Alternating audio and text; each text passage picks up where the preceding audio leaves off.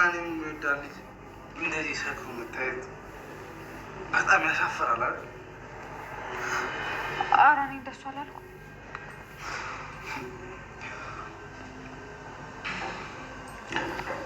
ቤታችሁ ደግሞ በጣም አምሮበታል። አሴር እባክህ እሺ በለኝና ተቀምጠን እንነጋገር። እንዳትለኝ አፌን እንዳትለኝ። እንዴ ሀኒዬ ምን ሆኖ ነው? እኔ ምንም አልገባኝም። ምናሴ አለ እንዲ ወንድሜ እንኳን ደስ አለ። ምናሴ ምንድን ነው? እኔም አልገባኝም እማዬ። ጆሮ ምንድን ነው? እኔ ምን አውቃለሁ እማዬ፣ ሰክሮ መሰለኝ። ውይ አፈር በበላሁት። እሺ እባክህ ተረጋጋ። አንቺም እኮ ሀና እናት ነሽ። ጫፌን እንዳትነቂ። አሴር ምን እያደረግክ ነው? አቃተኝ ሀና። የተከበርሽ ሙሽራ አሴር ጭራለ እንደምንድን ነሽ? አሴር ምን ሆነሃል? ምንም እንኳን ደስ አለሽ ልልሽ ነው የመጣሁት። ቆይ ምንድን ነው? እኔ ግራ እየገባኝ ነው። አሴር ምንድን ነው የሆንከው? ይኸውልህ አሴር፣ ቤት ውስጥ በጣም ብዙ ሰው አለ። በቃ ተቀመጥና እንነጋገር። አልቀመጥም። ለምን እቀመጣለሁ? ለምን? አይዞህ ምን ሆነሃል? አስተማማኝ ነው። በሉ እንግዲህ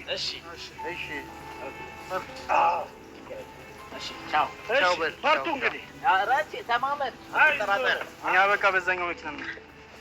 በቃ እኔ ልመለስ አይደል እንዴ? እኔ ብቻዬን ተወኝ። አይ አንድ ላይ እንመለሳለን። ቅዱስ ግን ሙድ ትይዛለህ አይደል? ኧረ እኔ ብቻዬን እፈራለሁ። ያማል እንዴ? እኛ ሰው አይደለም እንዴ? አይ ጋሽ እንደዛ ማለት ሳይሆን ያው በእኔ እድሜ ወጣት ምናምን ማለት ነው። የምንሄደው እኮ ጦር ሜዳ አይደለም። ቁጥሩን አላውቀው፣ ብዛቱን ገና በር ስገባ ነው። እሺ የሚሆን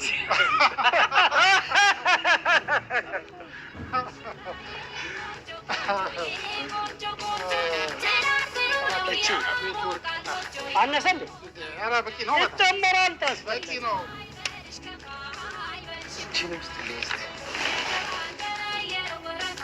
ሚሊዮን ምን አላት? ስስታ ምን አላት? ግድ የለም ሞልቷል።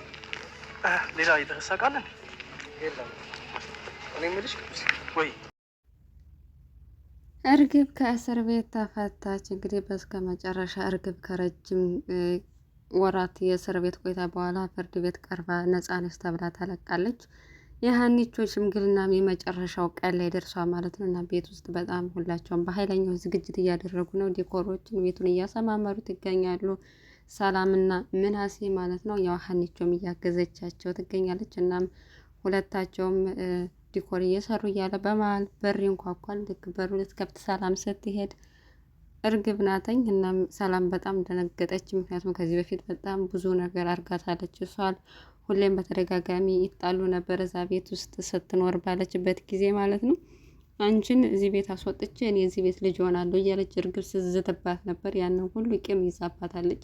እና ቤተሰቡ ያው በትንሹም ቢሆን እሷን አሁን ላይ በአክስትየው ምክንያት እዛ ነገር ውስጥ እንደገባች ቢያውቁም ሁላቸውም ይቅርታ ቢያደርጉላትም እሷ ግን ይቅርታ ልታደርግለት አልቻለችም። እናም ለምንድነው ወደዚህ የመጣሽው? ምን እያደረግሽ ነው ስትላተኝ ያው መሄጃ ስለሌለኝ ፍርድ ቤትም ነፃ ነሽ ከዚህ በኋላ ንጹህ ሰው ነች ስላለኝ ወደ እናንተ መሄጃ ስለሌለኝ ወደ እናንተ የመጣው ስትላት ሰላምም አበደች። የኛ የማንም ልቅምቃሚ መሰብሰቢያ ነው እንደኛ ቤት ብላ አትገባኝ ብላ አንገቷን አነቀቻት። በመሀልም ሰላምና ምናሴ ማለት ሀናና ምናሴ ደንግጠው ሄዱ። እናም ሀና ጩሃ ከአንገቷ አስተረፈቻት።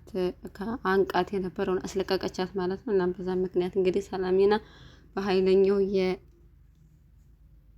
የእርግብ ጠላት ሆናለች። እና ሀኒቾ የሚያግዘን ሰው የለም በማለት እና ያሲርን ለመጥራት ሞክራለች። እናም ስልክ ደውላ የሚያግዘን ቤት ውስጥ ስላሌለ ዲኮር ለመግዛት ነውና አግዙን ብላለች። በዚህ ምክንያት ታምቹ መሄድ እንዳለባቸው ቢነግረውም ጆሮ ግን በጭራሽ እኔ አልሄድም፣ ምክንያቱም እሷ እዛ እሷ ማለት እሷ የእሷ ሽምግልና የምወዳት ልጅ ሽምግልና ሆኖ እኔ እጅ እዛ ቁሜ ዲኮር የምሰራበት አቅም የለኝም፣ እኔ ልቤ እሺ አይለኝም ምናምን ሲለው ሙድ እያያዘበት ነበርና ከፈለክ አንተ መሄድ ትችላለህ ብሎ መጨረሻ ላይ እሷ አልሄድም ብሎ እምቢ ብሏል ማለት ነው። እናም ብቻውን ጥሎት ሄደ እና ተምቹም ቤት ውስጥ እንዳለ እርግብን አገኛት ማለት ነው። እናም ደነገጠ። እሷ እንደታሰረች ነው የሚያውቀው እንጂ እንደተፈታች አያውቅም ነበር። እሷም እንዴት መጣ ስትለው ያው እንዲኮሩ እንድናግዛት ነው የመጣ ነው፣ አንቺ ስለዚህ ምን ትሰሪያለሽ ብሎ ጠየቃተኝ። እርግብም በነፃ እንደተለቀቀች ነገረችው። እናም ሁሉም ሰው የት ነው ሲላተኝ የሉም፣ እኔ እንኳን ልወጣ ፈልጌ ነበር፣ ነገር ግን ማንም ሰው እንሂድ ያለኝ ስላሌለ አልወጣውም ብላ ስላለችው ስላዛዘነችውን እሽሽ እወጣለሁ ብሎ ዟት ወጣና በቃ እዚያ ቤት ከምኖር ለምን አንተ ጋር አብሬ አልኖርም አለችው። እሱ ግን በጭራሽ አይሆንም፣ ምክንያቱም ድንብላል አይደለም ቤት ወስጄ አኑሬሽ እዚህ እንኳን እየተገናኘን እንደሆነ ስታቅ በጣም ነው የምትናደደው። እኔ ደግሞ መብቷ ነው በእኔ መናደድ፣ እኔ ከፋት አልፈልግም አላተኝ እና የዚህን ያክል ነው እንደ የምትጠነቀቅላት። ቆይ ግን ምን አርጋለ ነው ስትለው ብዙ ነገር አርጋልኛለች አንቺ ያላደረግሽልኝን ነገር ብሎ ጠየቃት። እናም ይቅርታ ልትለው ስትፈልግ በቃ ይቅርታ ማለት አይጠበቅሽም፣ እኔ ባለፈ ነገር ለዋር አይደለም እዚህ የመጣው፣ ስለዚህ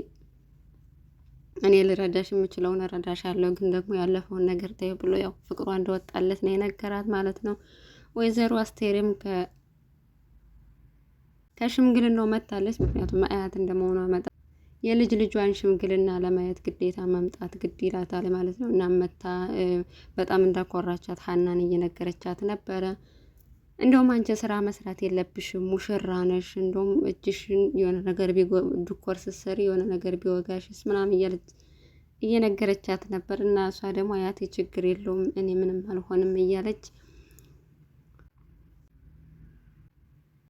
እዝራም ያው ወደ ሽምግልናው ለመሄድ አባቱም እሱም በጣም በኃይለኛው ዝግጅት እያደረጉ ይገኛሉ። እና አንደኛ ሚዜ ቅዱስ ስለሆነ ቅዱስም ተጠርቶ መጥቷለኝ። እንደውም ምንድነው እስካሁን ያረፈርከው እያለው፣ ምክንያቱም በጧት ነው መሄድ ያለብን፣ ሂደን የሚገዛዙ ነገሮች ለሽምግልናው አበባም ወርቅም ብዙ የምንገዛዛቸውን ነገሮች እንገዛለን ብሎ ስላለው በጧት ወደ ገበያ ሄደው ብዙ ነገሮችን ለሀኒቹ የሚገባትን ለሽምግልናው ገዝተው መጡ ማለት ነው።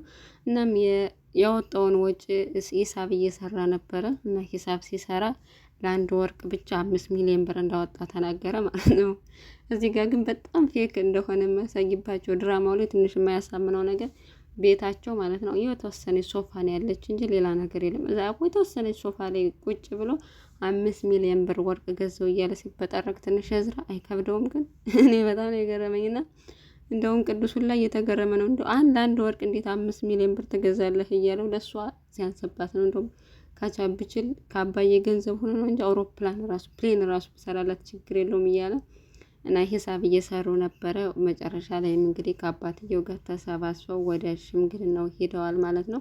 ወይዘሮ ሜላትም እርግብ እንደመጣች ስታቅ የመጣሽበት ምክንያት ምናምን ለምንድን ነው ለምን እኛም ቤት ምርጫ ልታደርግ ቻልሽ ብላ ጠየቀቻትኝ።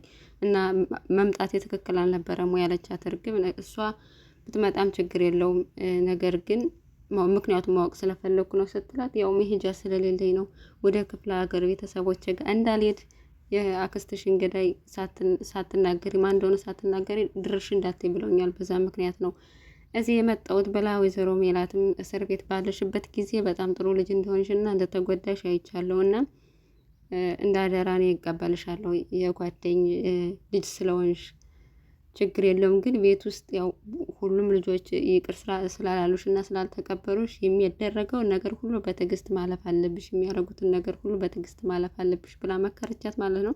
አንደኛዋም ሰላም ናተኝ እና ከአልጋዋ ላይ ቁጭ ብላ ስላየሻት ጭራሽ ደግሞ እንዴት ቤት መግባት ሳያንስ እንዴት አልጋዋ ላይ ቁጭ ብላለሽ፣ ስለዚህ ጧት ተነስተሽ ከቤት መውጣት አለብሽ፣ መሄድ አይንሽን በጧት ማየት አልፈልግም፣ አለበለዚያ ግን የምትሞችበት ቀን እየቀረብሽ ነው ብላ አንገቷን አነቀቻት። በዚህ ምክንያት ከፍቷተኝ እርግብ እያለቀሰች ነበር። ያ ሰላም በጣም ኃይለኛ ናተኝ። እናም ተናዳበታለች። ሀና ግን ምንም ችግር የለውም በቃ የለውም ብላ ተቀብላት ነበር። ነገር ግን አያትየውና ሰላም በጭራሽ ሊቀበሉ አልቻለም። የእርግብን እዛ ቤት መኖር ማለት ነው።